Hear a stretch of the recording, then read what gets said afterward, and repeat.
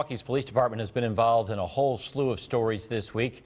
County parks changing jurisdiction, new legislation involving police training, and of course, the revisiting of the death of a man who was in police custody when he died. Well, today, Milwaukee Police Chief Ed Flynn sat down for an exclusive interview with our Chip Brewster to lay out his view of things. Chip is just back from that interview, joins us live in the studio. Chip.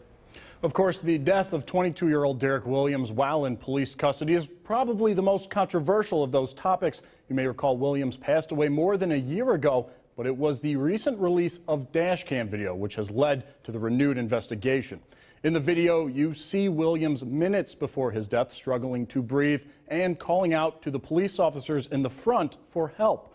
Flynn has come under fire for how his police officers reacted, how the department has handled the investigation, and he's been questioned about the length of time it took for the video to be released to the public. In my interview with Flynn, he shot back at the paper's version of events, saying there was no cover-up. In May of this year, the newspaper filed an open records request wanting the video. For the next 2 months, the newspaper and the city attorney's office exchanged letters because the key issue was the city and the police department would not issue this dramatic tape without getting a release from the family.